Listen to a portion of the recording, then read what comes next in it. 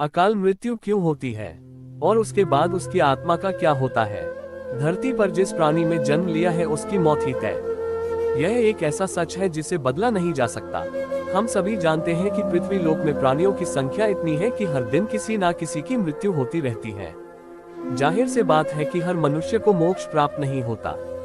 इनमें से कुछ ऐसे भी होते हैं जिनकी आत्मा सदियों तक पृथ्वी लोक में ही रह जाती है। इसका कारण है उनकी अकाल मृत्यु हो जाती है।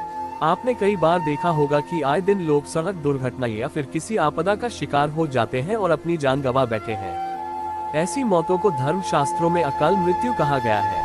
अकाल मृत्यु वह स्थिति है जब शरीर को नष्ट हो जाता है लेकिन आत्मा संसार में ही बनी रह जाती है। गरुड़ पुराण के 7 अध्याय में लिखा गया है कि अगर कोई प्राणी भूख से तड़प कर मर जाता है या किसी हिंसा जानवर दोबारा मृत्यु हो जाती है या फिर जहरीला पदार्थ सेवन करने से या फिर पानी में डूबने से अगर किसी मनुष्य की मौत हो जाती है तो ऐसे मनुष्य को अकाल मृत्यु के श्रेणी में रखा जाता है। अकाल मृत्यु कैसे होती है? दोस्तों, अकाल मृत्यु किसी कारण से हो सकती है, फिर चाहे वह किसी रोग के कारण हो। ये दुर्घटना के कारण ऐसे में मनुष्य अक्सर यही सोचता है कि काश ये उनके साथ नहीं हुआ होता तो शायद इसकी मृत्यु नहीं होती। गरुड़ पुराण में विष्णु जी के वाहन गरुड़राज ने श्री हरि से यह प्रश्न पूछा था कि जब वेदों में मनुष्य की उम्र 100 साल निश्चित की गई है तो उनकी अकाल मृत्यु क्यों हो जाती है।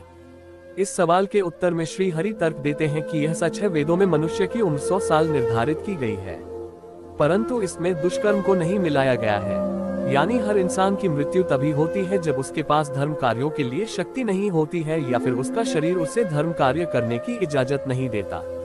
इसके अलावा जब कोई इंसान अपनी इच्छा से धर्म कार्यों को त्याग देता है तो पृथ्वी पर उसके जीवन की अवधि कम होती जाती है।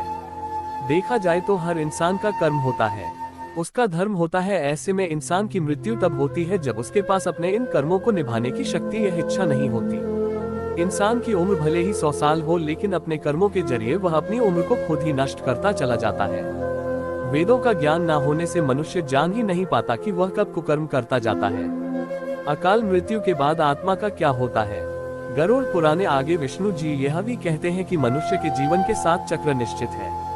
ऐसे में अकाल मृत्यु को प्राप्त होने वाले जो मनुष्य इस चक्र को पूरा नहीं कर पाते उसे मृत्यु के बाद भी कई प्रकार के कष्ट भोगने पड़ते हैं।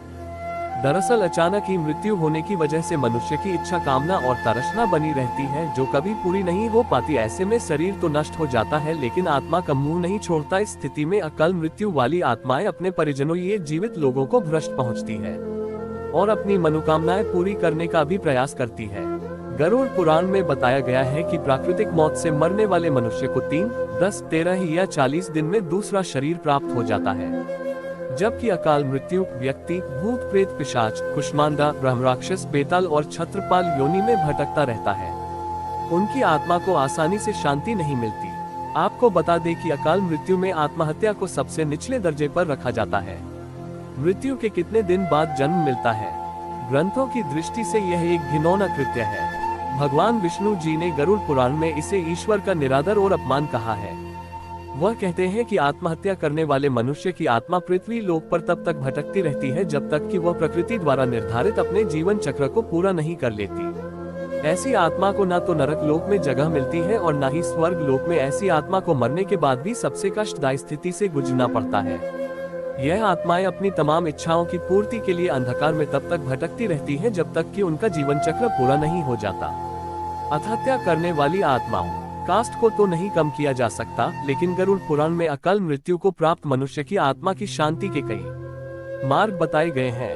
अकाल मृत्यु से बचने के लिए मंत्र। भगवान विष्णु बताते हैं कि इसे मनुष्य परिजनों को नदी या तालाब में तर्पण करना चाहिए। साथ ही मृत आत्मा की इच्छा की पूर्ति के लिए पिंडदान और दान पुण्य जैसे सत्कर्म करने चाहिए ताकि उनकी आत्मा को जल्द ही मुक्ति मिल सके। ये सत्कर्म कम से कम 3 से 4 वर्षों तक करना चाहिए, तब जाकर कहीं अकाल मृत आत्मा को मुक्ति मिल पाती है और उनके नए जीवन की शुरुआत होती है।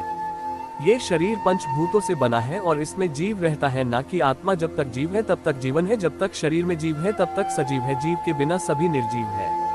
यदि कोई ऐसी परिस्थिति आ जाती है जिससे ये शरीर नष्ट होने अथवा जीव के रहने के योग्य नहीं रह जाता तो ये शरीर से बाहर निकल जाता है। जैसे कोई मकान गिरने लगता है, जर्जर हो जाता है तो उसमें रहने वाले लोग बाहर निकल जाते हैं, उसी प्रकार यह प्रक्रिया जीव के साथ भी होती है।